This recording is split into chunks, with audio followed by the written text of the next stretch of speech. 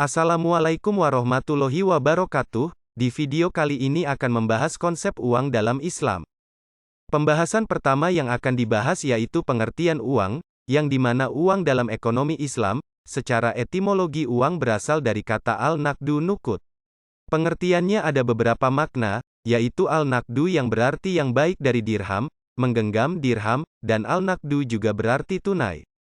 Kata nukut tidak terdapat dalam Al-Quran dan hadis karena bangsa Arab umumnya tidak menggunakan nukut untuk menunjukkan harga. Mereka menggunakan kata dinar untuk menunjukkan mata uang yang terbuat dari emas dan kata dirham untuk menunjukkan alat tukar yang terbuat dari perak. Sementara itu, kata fulus atau uang tembaga adalah alat tukar tambahan yang digunakan untuk membeli barang-barang murah. Sedangkan dalam ekonomi konvensional, uang bermakna sebagai alat tukar dan uang sebagai sebuah kapital, yaitu jika kita memiliki sejumlah uang, maka kita dapat memperoleh lebih banyak keuntungan. Karena uang berfungsi sebagai sebuah tempat penyimpanan nilai yang dimana akan terus berkembang menjadi sebuah money of the month for speculation yang berarti uang sebagai salah satu alat komoditi yang dimiliki negara yaitu alat komoditi perdagangan.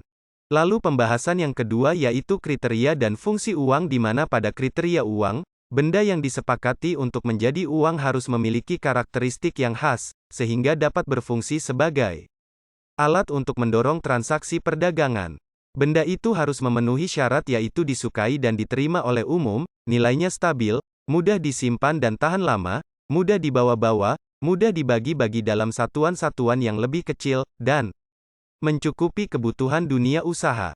Lalu pada fungsi uang, di mana dengan adanya uang, transaksi perdagangan menjadi lebih mudah dan efisien. Ada beberapa fungsi uang dalam perekonomian yaitu sebagai alat tukar perdagangan, sebagai satuan hitung, sebagai alat penyimpan nilai, dan sebagai standar pembayaran yang ditangguhkan. Lalu pembahasan yang ketiga yaitu jenis-jenis uang, di mana ada beberapa jenis uang yaitu pertama uang komoditas atau uang barang, adalah alat tukar yang memiliki nilai komoditas atau bisa diperjualbelikan apabila barang tersebut digunakan bukan sebagai uang. Masyarakat primitif memilih salah satu barang komoditas yang ada untuk digunakan sebagai media dalam pertukaran. Pilihan itu berbeda-beda antara satu lingkungan dengan lingkungan lainnya tergantung dengan kondisi ekonomi dan sosial. Kedua, uang logam, di mana penggunaan uang logam merupakan fase kemajuan dalam sejarah uang. Orang-orang pada awal penggunaan logam sebagai uang, mereka gunakan atas dasar timbangan. Ketiga, uang kertas, ada beberapa kelebihan penggunaan uang kertas dalam perekonomian, di antaranya mudah dibawa, biaya penerbitan lebih kecil ketimbang uang logam, dan dapat dipecah dalam jumlah berapapun. Lalu pembahasan yang keempat yaitu fungsi uang dalam ekonomi konvensional dan Islam.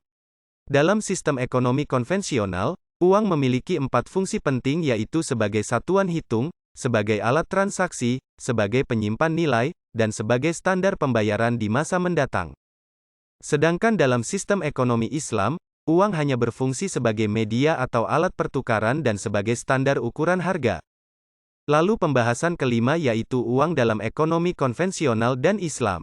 Dalam ekonomi konvensional mengartikan uang sebagai alat tukar dan sebagai kapital. Namun seringkali uang diidentikan dengan modal.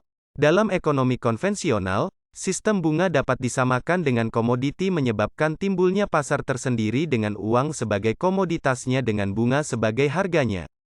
Sedangkan dalam ekonomi Islam, konsep uang sangat jelas dan tegas bahwa uang itu adalah uang, bukan kapital.